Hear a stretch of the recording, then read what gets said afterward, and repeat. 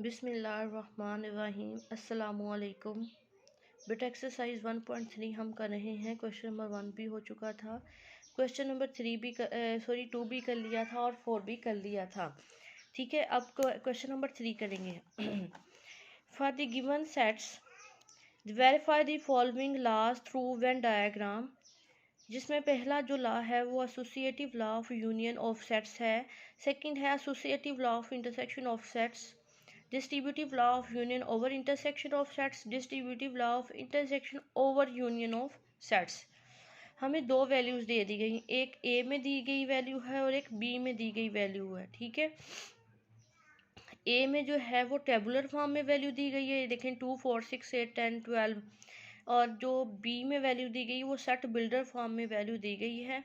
ठीक है, हमने इसको टेबुलर फॉर्म में करके सॉल्व करना है। सबसे पहले associative law of union of sets को सॉल्व करेंगे, सीक्वेंस से चलेंगे। और सबसे पहले इस वाली बी वाले पार्ट को आपने क्वेश्चन कैसे सॉल्व करना है, आपने ए पार्ट को लेके ये चारों सॉल्व करने हैं, चारों की वेन डायग्राम बनानी है, चारों सॉल्व करके वेन डायग्राम बनानी है। फिर बी को लेना है, ये जो बी वाला पार्ट है, फिर इसको लेके सबको सॉल्व करना है। सबसे पहले मैं बी वाला ले रही हूँ। देखें बी हमारे पास है, कहता है ए ब्रैकेट ओपन की है, x such that x belongs to Z, यानी इंटीजर्स। एक्स किससे बिलोंग करता है, इंटीजर से। And 8 less than and equal to x, and x less than and equal to 25। 8 और 25 के दरमियान वाले लिखें। और 8 जिसमें जो ये जो इक्वालिटी का साइन है ना, ये जो इक्वालिटी का साइन है ये वाला, ये इक्वालिटी का साइन ये बता रहा होता है, ये जो इक्वालिटी का साइन है ये बता रहा होता है कि ये जो एलिमेंट है ना ये भी इंक्लूड है, 8 भी इंक्लूड है, यहाँ पे 25 भी इंक्लूड है, और इनके दरमियान वाले भी आपने लिखने हैं। उसके बाद ये देखें 8 भी लिखा, 25 भी लिखा, और इनके दरमियान वाले भी सारे लिख लिए। उसके बाद बी है, बी क्या है, Y such that Y belongs to G, Y भी इंटीजर से बिलोंग करता है। एंड -2 और 6 के दरमियान वाले लिखने हैं, -2 और 6 के दरमियान वाले लिखने हैं। अब -2 भी ऐड, यहाँ पे अगर इक्वालिटी का साइन होता तो -2 भी ऐड होता और 6 भी ऐड होता। यहाँ पे इक्वालिटी का साइन दोनों तरफ नहीं है, तो -2 और 6 के दरमियान वाले हम लिखेंगे। ये देखें -2 और 6 के दरमियान -1 आ जाता है, 0 1 2 3 4 5। इसके बाद सी है, z such that z belongs to Z, z integer से बिलोंग करता है। And z less than and equal, कहता है 8 से यानी 8 से छोटे लिखें और 8 भी इंक्लूड होना चाहिए। लेस देन 8 लिखें और 8 भी इंक्लूड होना चाहिए। तो 8 से छोटे तो फिर इतने हैं, 8 भी इंक्लूड होना चाहिए और 8 से छोटे भी। तो 8 से छोटे चले जाएं पीछे को, 7 6 5 4 3 2 1 0, फिर माइनस में सारी वैल्यूज माइनस की, ये देखें सो ऑन -1 0 1 2 3 सो ऑन 8, 8 भी इंक्लूड है, 8 से पीछे सारे छोटे जो है ना वो लेस देन वाले इंक्लूड हैं। अब बात आती है कि सबसे पहले हमने क्या फाइंड करना है, associative law of union of sets. Associative law of union of sets मैंने आपको इंट्रोडक्शन करवाते हुए associative law of union of sets, intersection of sets, distributive law, और ये सारे आपको लॉ बताए थे। यहाँ पे associative law of union of sets क्या है, A union B union C is equal to A union B union C. A union bracket में बी यूनियन सी है is equal to A union B bracket में आ जाएगा, union C बाहर आ जाएगा। सबसे पहले लेफ्ट हैंड साइड लेते हैं, जिसमें लेफ्ट हैंड साइड हमारे पास है A union into B union C. अब देखें पहले ब्रैकेट वाला सॉल्व करेंगे, तो ब्रैकेट वाला हमारे पास है बी यूनियन सी, तो ये पूरी बी की वैल्यू यूनियन सी की वैल्यू। अब आपने ध्यान से बात सुननी है कि यूनियन में हम सारे का सारा सीक्वेंस से लिख लेते हैं। तो देखें सीक्वेंस में कैसे लिखेंगे, सो ऑन पहले लिख लेंगे, सो क्योंकि -1 यहाँ पे भी है यहाँ पे भी है, सो ऑन पहले लिखेंगे, -1 0 0 1 1 2 2 3, ये यहाँ तक 8 तक है, यहाँ ये यहाँ 5 तक है, तो 8 तक लिखेंगे ना, 5 6 7 8, ये बी यूनियन सी। अभी हमने फाइंड किया है बी यूनियन सी। जैसे ही हम फाइंड करेंगे बी यूनियन सी, हम फ़ौरन से वेन डायग्राम बना लेंगे बी यूनियन सी। देखें बी यूनियन सी, सबसे पहले यू, उसके बाद अब मैंने कैसे ये इसको इनको अंदर क्यों लिखा है, इनको अंदर क्यों लिखा है, लिखने का मकसद क्या था, बात को ध्यान से समझिएगा। यहाँ पे जो बी है ना हमारे पास वो -1 से 5 तक है, ठीक है, -1 से 5 तक है, मैं बी की बात की है। यहाँ पे अगर मैं सी की बात करूँ तो ये सो ऑन लगा के -1 से लेके 8 तक है, 8 तक है, ठीक है, ये 5 तक है और ये 8 तक है। तो इन दोनों में बड़ा कौन सा हुआ? यही वाला बड़ा हुआ ना, इसमें माइनस वाली सारी वैल्यूज आ रही हैं, ये 8 तक है, ये बस -1 से स्टार्ट होता है और 5 तक है, तो बड़ा कौन सा हुआ? ये वाला, यानी सी बड़ा है। तो देखें सी बड़ा है और बी जो है ना वो उससे छोटा है। अच्छा, अब बड़े छोटे का तो पता चल गया कि सी बड़ा था इसलिए बाहर लिखा बड़ा है और बी इसके अंदर लिखा।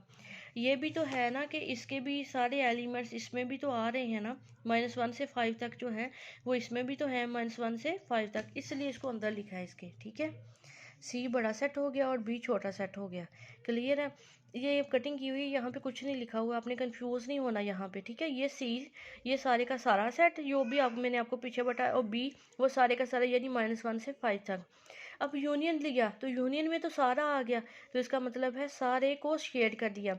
यहाँ पे मैंने थोड़ा डिफरेंट शेड इसलिए किया है कि पता चल जाए कि -1 से 5 तक यहाँ पे है और बाकी सारे का सारा यूनियन में आ जाता है।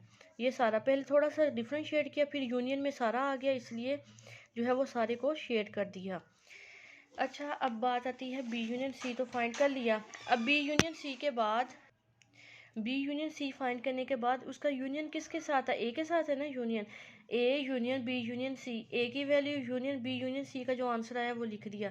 अब इन सब का यूनियन लिया तो क्या आ गया? सो ऑन 25 तक आ जाएगा, पहले 8 तक था बी यूनियन सी, अब 25 तक आ जाएगा। सो ऑन -1 0 1 2 3 सो ऑन 10, ठीक है, सो ऑन 25, ये सारा लिख दिया। अब बात ये है कि बी यूनियन सी, ये वाला बी यूनियन सी और ये ए, इन दोनों में क्या चीज़ कॉमन थी? इनमें बस एक ही, इस पूरे सेट में ए में और ये पूरा सेट बी यूनियन सी का, इनमें एक ही चीज़ कॉमन थी, वो था 8। ये देखिए एंड पे इसके 8 है, तो यहाँ पे भी 8 स्टार्ट में है, यानी एक ही एलिमेंट कॉमन था। तो कॉमन एलिमेंट जो होते हैं वो हम दरमियान में लिखते हैं यहाँ पे, और बाकी ये ए और ये बी, यही बी और सी, ऐसे ही एज इट इज़ सी लिखा, एज इट इज़ बी लिखा, और ये यूनियन में था ना इसलिए ओवरलैप, और एक एलिमेंट कॉमन भी था इसलिए 8 को दरमियान में आ गया और ए के बाकी एलिमेंट जो थे वो ए में आ गए, ठीक है। ये देखें 8 तो कॉमन था वो दरमियान में आ गया, बाकी 9 से स्टार्ट होने, 9 10 सो ऑन 25, 9 10 11 12 सो ऑन 25। अब बात ये है कि 8 जो है वो कॉमन है, वो दरमियान में लिख दिया, ये इसको मैंने शेड कर दिया, फिर बी ये एज इट इज़ लिखा है, फिर अब यूनियन में तो सारा कुछ आ गया तो सारे को शेड कर दिया है। ये देखें ये जो लाइंस लगी हुई है ना, ये सारे को शेड किया हुआ है, क्लियर है। थोड़ा डिफरेंट शेड मैंने यहाँ पे इसलिए किया कि ये 8 कॉमन है दोनों में, ठीक है, थोड़ा डार्क नज़र आ रहा है आपको, तो ये इसलिए किया कि कॉमन है ना दोनों में, ए में और बी यूनियन सी में कॉमन 8 है, तो थोड़ा डार्क शेड किया है, बाकी सारा सेम है, ठीक है। तो ये क्या हुआ? A union B union C. अब ये हमारी लेफ्ट हैंड साइड हो गई है सॉल्व। अब हम करेंगे राइट हैंड साइड। बेटा हमेशा माइंड में बात रखिएगा, जो लेफ्ट हैंड साइड पे फिगर बनती है, डायग्राम बनती है, वेन डायग्राम बनती है, हमेशा वो राइट हैंड साइड पे होती है। बात कर रहे थे कि जो हमेशा राइट लेफ़्ट साइड पे, यानी एक साइड पे जो डायग्राम हमने बना ली ना, तो हमेशा वो राइट हैंड, अगर मैंने लेफ़्ट हैंड साइड पे एक वेन डायग्राम बना दी, हमेशा राइट हैंड साइड की भी वही डायग्राम होगी, वही क्या होगी? वेन डायग्राम होगी। अब राइट हैंड साइड हमारे पास है A union B union C. सबसे पहले ब्रैकेट वाला सॉल्व करेंगे, ए यूनियन बी, ए हमारे पास ये है, यूनियन बी हमारे पास ये है, ठीक है। अब यहाँ पे ए यूनियन बी लिया तो सीक्वेंस से सारे लिख लेंगे, ठीक है, -1 0 1 2 3 4 5 8 9 10 सो ऑन 25। अब यहाँ पे वेन डायग्राम देखें, ये यहाँ पे अब इन दोनों में कोई भी जो एलिमेंट है कोई भी कॉमन नहीं है, यानी कोई भी सेम नहीं है। पहले तो 8 था ना, तो दरमियान में लिख रहे हैं। अब यहाँ पे कोई भी, अभी हम सारा फाइनल डायग्राम नहीं बना रही, अभी मैंने ए यूनियन बी की डायग्राम बनानी है, फिर मैं फाइनल की तरफ जाऊँगी। तो यहाँ पे देखें कोई भी कॉमन नहीं है, तो इसलिए मैंने वेन डायग्राम ऐसे बनाई है कि यहाँ पे कोई भी कॉमन नहीं है और ए और बी वाले सारे के सारे आ जाएंगे, इसलिए मैंने सारे को शेड कर दिया, ए और बी वाले के सारे को शेड कर दिया। कॉमन कोई भी नहीं था, इसलिए ओवरलैपिंग में कोई भी नहीं रखा। जैसे ओवरलैपिंग में यहाँ पे 8 रखा था ना, अब यहाँ पे कोई कॉमन नहीं था, इसलिए सारे के सारे ऐसा ही शेड कर लिया। उसके बाद ए यूनियन बी फाइंड करने के बाद इसका किसके साथ यूनियन है? सी के साथ। A union B union C, A union B की वैल्यू पुट की, यूनियन सी की वैल्यू पुट की, सो ऑन -1 0 1 टू 8 तक, 1 टू 4 8, ठीक है। उसके बाद यहाँ पे 8 से आगे 25 तक। ये देखे ना, वही आंसर आया ना जो लेफ्ट हैंड साइड पे था, वही राइट हैंड साइड का आया। तो बिल्कुल सेम आपने वैसे ही डायग्राम बना देनी है। आपने जैसे लेफ्ट हैंड साइड पे बनाई है ना, वैसे ही आपने क्या करनी है, राइट हैंड साइड पे डायग्राम बना देनी है। ये यू यूनिवर्सल सेट, और नीचे लिख देना है A union B union C. जैसे वहाँ पे सेम ये सी और ये बी, ये 8 कॉमन और ये एक है, तो सेम बिल्कुल वैसे ही डायग्राम बना देनी है। ये एसोसिएटिव लॉ ऑफ यूनियन था। अब एसोसिएटिव लॉ ऑफ इंटरसेक्शन देखते हैं, ठीक है। इंटरसेक्शन में है A intersection B intersection C, A intersection B intersection C. Left hand side ली तो हमारे पास लेफ्ट हैंड साइड ये है, A intersection B intersection C. A intersection B bracket वाला सॉल्व करेंगे, इंटरसेक्शन लिया तो कुछ भी कॉमन नहीं था ए इंटरसेक्शन बी में, तो क्या आ गया, एम्प्टी सेट, ठीक है। अब देखें कि एम्प्टी सेट आ गया, फिर ए इंटरसेक्शन बी का इंटरसेक्शन लिया सी के साथ, अगर ये एम्प्टी सेट है तो कॉमन कुछ भी नहीं आएगा, ये भी एम्प्टी सेट रहेगा। अब देखें, अब वेन डायग्राम सेम वही बनेगी जो आप यूनियन में नहीं अभी बना रहे थे, वही बनेगी। ये सी, ये बी, ये कॉमन 8, ये ए में 9 10 11 12 सो ऑन 25, सेम बिल्कुल, बस शेड नहीं होगा यहाँ पे, शेड नहीं होगा। शेड नहीं होने का मकसद ये है, मतलब ये है कि शेड इसलिए नहीं होगा क्योंकि अभी आपने देखा कि ए इंटरसेक्शन बी लिया तब भी एम्प्टी सेट आया, और ए इंटरसेक्शन बी इंटरसेक्शन लिया तब भी एम्प्टी सेट आया। जब एम्प्टी सेट आ जाए तब शेड नहीं होता। बस सिंपल आपने ऐसे ही वेन डायग्राम बना देनी है, शेड नहीं करना। इसी तरह आपने राइट हैंड साइड सॉल्व करनी है।